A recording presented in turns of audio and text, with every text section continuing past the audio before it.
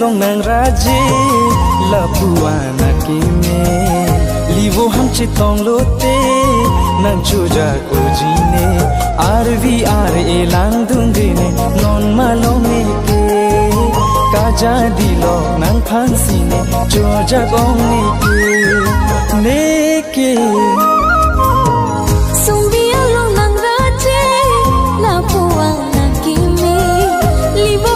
tong lote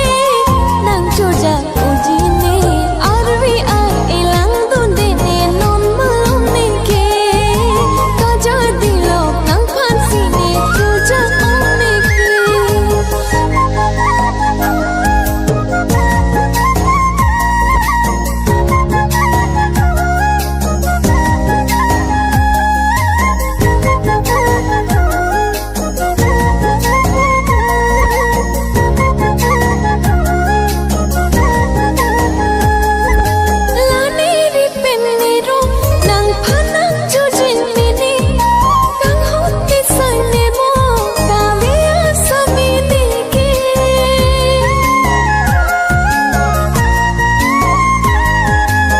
che pabi nang ne nang sai le avita me nang sing le nang don te nang thang ta min tari de sing na kang hon ke panong nang phan si ne ko son si choro pone la nang phan ke sundia long nang raje la buana ki me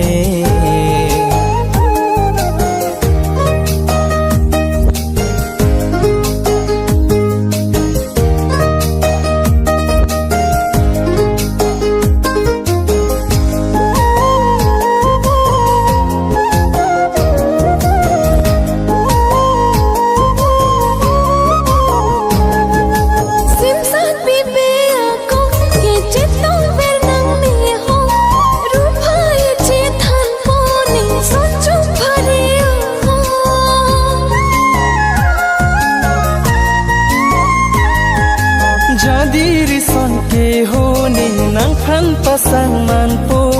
sinsa bibe ako tane ke nang kang hondo lapu anaka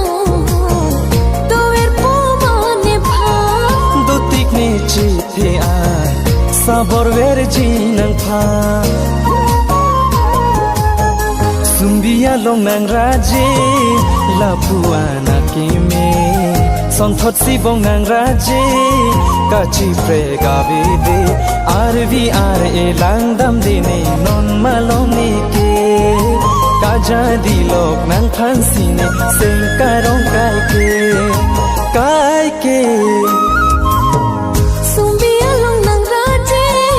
la puang na kimi son thot si bong nang raje kachi prega vide RVR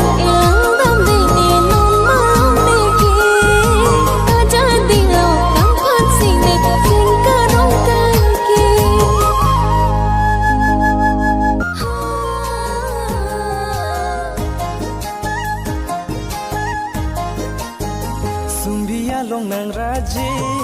la